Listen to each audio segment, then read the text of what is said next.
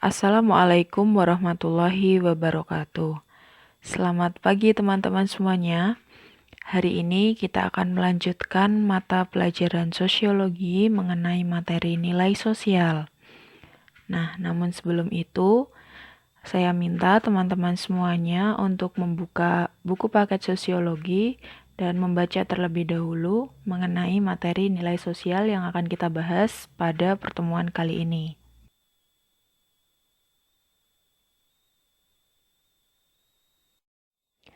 Oke, pertama kita akan mulai materi kali ini dengan membahas pengertian nilai sosial. Beberapa ahli mengemukakan mengenai nilai sosial. Namun di sini saya akan membahas salah satu pengertian nilai sosial menurut ahli, yakni Suryono Sukanto.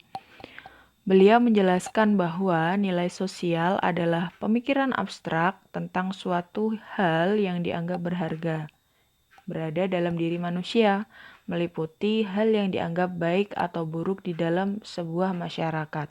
Nah, nilai sosial ini sifatnya tidak terlihat atau di tataran ranah pikiran manusia. Seperti itu.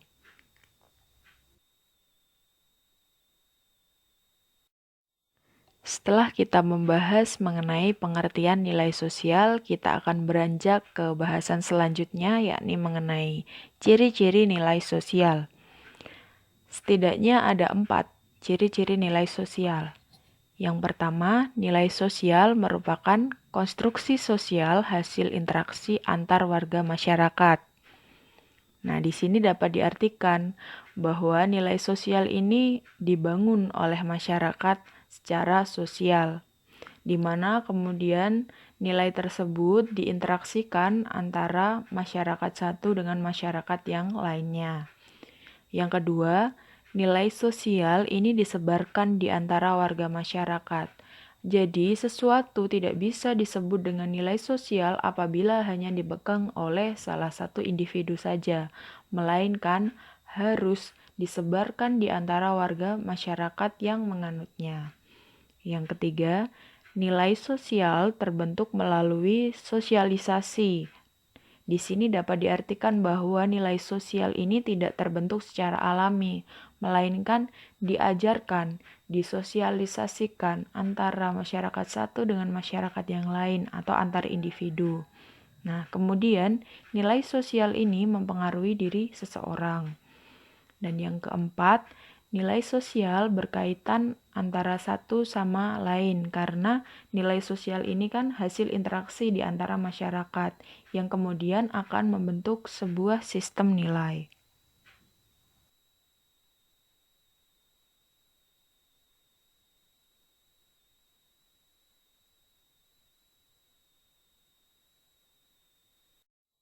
Selanjutnya adalah fungsi nilai sosial. Jika tadi kita telah membahas mengenai ciri-ciri nilai sosial yang terdiri atas 4 hal, di sini dalam fungsi nilai sosial juga terdapat 4. Yang pertama, nilai sosial bersifat abstrak. Dalam artian ini hanya berada di dalam tataran pikiran manusia. Dan yang kedua, nilai sosial berfungsi sebagai alat pengawas atau sosial kontrol. Diharapkan dengan adanya nilai sosial, masyarakat dapat terkontrol atau dapat diawasi dengan adanya nilai-nilai sosial ini agar tetap berperilaku baik seperti itu. Dan yang ketiga, nilai sosial berfungsi sebagai daya ikat. Sifatnya nilai sosial ini adalah mengikat masyarakat agar tidak berperilaku buruk.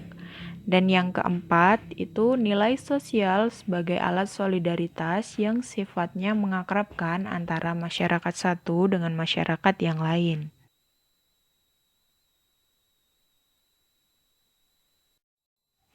Kemudian ada 3 jenis nilai menurut Prof. Notonegoro, yakni nilai material, nilai vital, dan nilai kerohanian. Kita akan bahas satu persatu mengenai 3 jenis nilai ini. Yang pertama, nilai material. Nilai material merupakan nilai yang digunakan untuk memenuhi kebutuhan fisik manusia. Nilai material ini sifatnya wajib dipenuhi oleh setiap individu di dalam sebuah masyarakat. Contohnya, sandang, pangan, papan, dan bahan komplementer.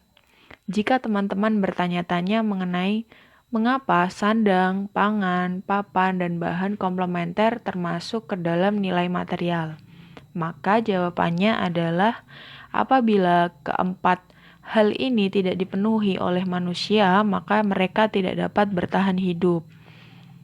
Dalam artian, ini merupakan hal yang wajib dipenuhi oleh masyarakat. Yang kedua, ada nilai vital. Cukup berbeda mengenai nilai vital ini jika dibandingkan dengan nilai material.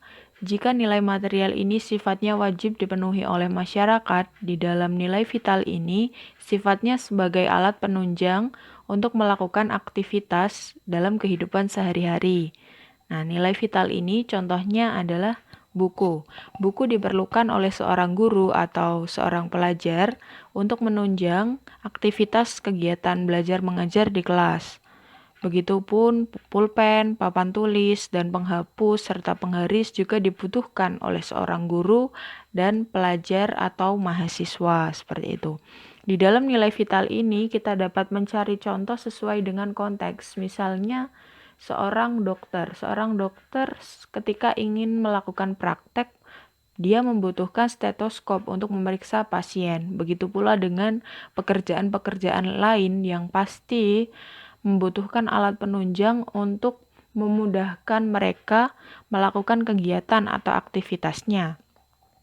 Dan yang terakhir ada nilai kerohanian. Nah, nilai kerohanian ini berkaitan dengan jiwa manusia yang terdiri atas nilai kebenaran, nilai keindahan, nilai kebaikan, dan nilai religius.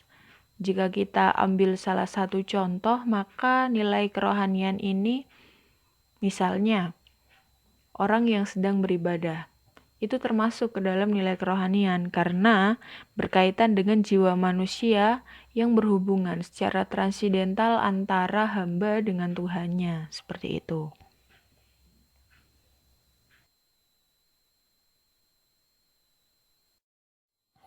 Selanjutnya, ada jenis nilai berdasarkan ciri yang terdiri atas dua hal. Yang pertama, nilai dominan, dan yang kedua ada nilai yang mendarah daging atau internalis value.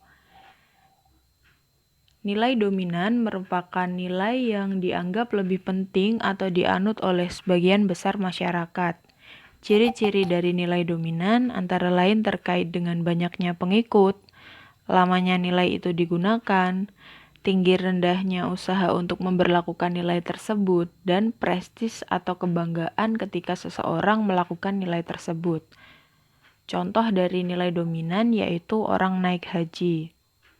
Dan yang kedua, nilai yang mendarah daging atau internalis value merupakan nilai yang menjadi kepribadian atau kebiasaan dari masyarakat secara umum. Contohnya, Ani adalah orang Jawa. Biasanya, dia makan menggunakan tangan kanan. Hal ini merupakan termasuk di dalam nilai yang mendarah daging, karena terkait dengan kebiasaan makan menggunakan tangan kanan ini sudah menjadi sesuatu yang lumrah dilakukan oleh seseorang yang ada di Jawa, seperti itu.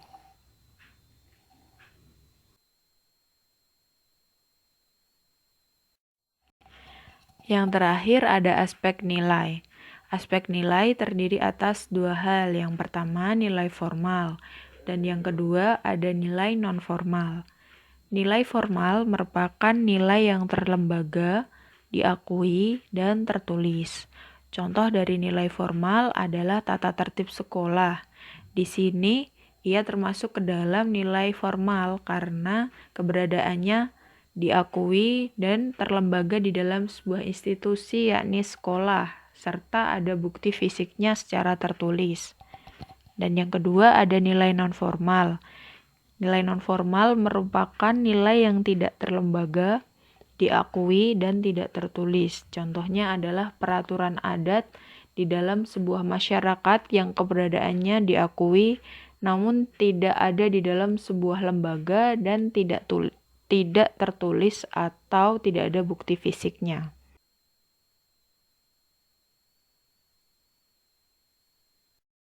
Setelah kita belajar mengenai nilai sosial, maka dapat kita simpulkan bahwa nilai sosial ini penting untuk dilakukan di dalam sebuah masyarakat. Karena untuk melakukan sebuah sosialisasi, kita perlu mengetahui apa saja nilai dan norma yang dianut oleh masyarakat. Apabila kita tidak melakukan atau tidak mengindahkan nilai sosial yang ada di dalam sebuah masyarakat, maka di dalam sebuah sosialisasi kita akan terganggu atau dalam prosesnya tidak akan berjalan dengan baik. Sebagaimana yang kita tahu bahwa ketika satu elemen di dalam sebuah masyarakat itu tidak terpenuhi dengan baik, maka juga akan berpengaruh dengan elemen yang lainnya karena membentuk sebuah sistem. Dengan demikian, itu menjadi penting ketika kita belajar mengenai nilai sosial yang kemudian akan kita terapkan dalam kehidupan sehari-hari. Saya kira sekian pada pertemuan kali ini, semoga bermanfaat. Terima kasih. Wassalamualaikum warahmatullahi wabarakatuh.